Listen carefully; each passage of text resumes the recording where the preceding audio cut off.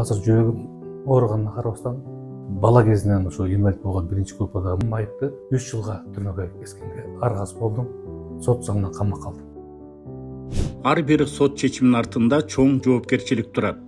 Судьянын ар бир сөзү, ар бир чечими адамдын тагдырына түздөн түз таасир этет.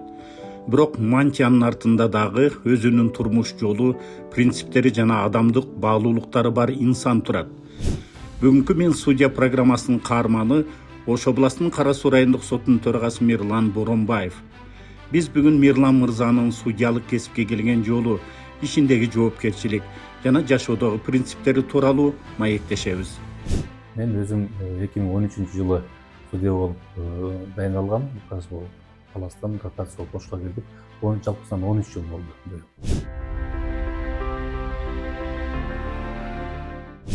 Негизи баардыгыбыз ошол окууга тапшырып атканда да көп ойлондук, анда жаш элек кайсы кесипти алып кетебиз деп, бирок ата-энелерден, агаларыбыздын айткан жолу менен кесип тандап келдик. Бирок бул нерсе сүйүү, ошону алып кетүү кийин келет экен да убакыт. Ооба, мен ойлойм бүгүнкү күндө кесибимди туура тандадым. Анткени күнүгө чыгарып аткан чечимиң, адамга кылган мамилең, ошол эле аппаратка кылган мамилең, чечимден, өкүмдөн адамдын тагдырын чечип атканда туура чечим чыгарсаң, адамдын алкышын алуу бул чоң ийгилик деп ойлойм да. Мен ойлойм туура тандагам. Негизи кылмыш жаза иштеринде өкүм адилеттүү, мыйзамдуу, негиздүү болуш керек. Ал эми жарандыкты чыгарып атканда ал жерде адилеттүү деген сөз жок, ал жерде мыйзамдуу жана негиздүү деген талап бар да. Анан сиз берген суроо судья үчүн эң жаңылыштык болгон бул билип туруп акыйкатсыз чечим чыгаруу бул эң жаман көрүнүштөрдүн бири болот да. Бул акыйкатсыздык.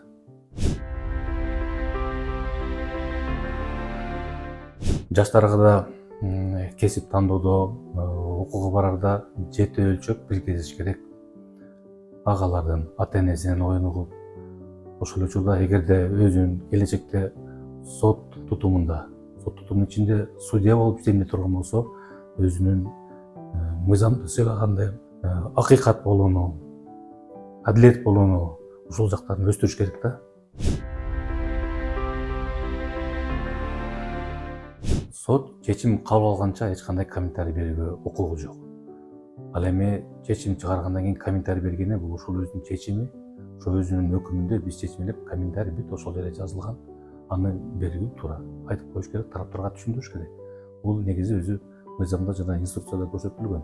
Эмне үчүн сот корутунду бөлүм жарыялаганда сот эмне үчүн мындай жыйынтыкка келдик деп кыскача түшүндүрүп кетиш керек.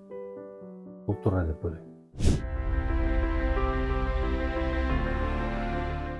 Албетте сот жараныч болобу, кылмыш иштери боюнча чечим чыгарарда ар бир чечимди өзүнөн өткүзөт. Жүрөгүнөн, акылынан, ой жүгүртүсүнөн, өзүнүн турмушунан. Биз өкүм жазып атканда да ошол айыпталуучу болуп атканда эмнеге бугу бар деп ошону жеткизиш керек. Жабырлануучу болгондо эмне үчүн мындай болуп кетти деп жабырлануучунун ролун жеткизиш керек. Күбөгө келгенде күбөнүкүн жеткизбеш керек. Биздин өкүмдү окуган киши билиш керек. Ошон сарындай мен да ушу 13 жылдан бери иштеп атам.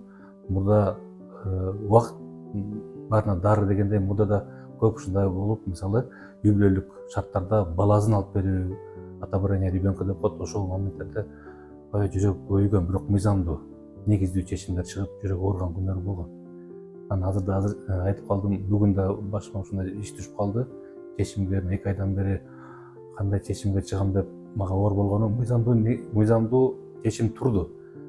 Бирок адамдын кетишик жанынан адилеттүү деген жанынан кичине мага жүрөгүм ооруп турган кези азыр жаңы эле алдыңызга чыктым. Ошол инвалид коляскада бала кезинен ошо инвалид болгон биринчи группадагы майып бала тергөө аны аныктап сотко алып келген. Азыр жүрөгүм ооруганына карабастан ошол майыпты 3 жылга түрмөгө кескенге аргасыз болдум. Сот заңынан камакка алдым. Азыркы күндө ошондой сезимде турам. Ар бир кесиптин өз жоопкерчилиги бар. Ал эми судьянын жоопкерчилиги мыйзам аркылуу адамдардын укугун коргоо жана адилеттүүлүктү камсыз кылуу. Бүгүн биз Ош областынын Кара Суу райондук сотунун төрагасы Мирлан Боронбаевдин ишмердүүлүгү жана турмуштук принциптери менен тааныштык. Бул Мен судья программасы болду. Кийинки чыгарылыштарда дагы сот адилеттигин жүзөгө ашырып жаткан инсандардын өмүр жолу жана кесиптик тажрыйбасы менен тааныштырууну улантабыз. Көрүшкөнчө.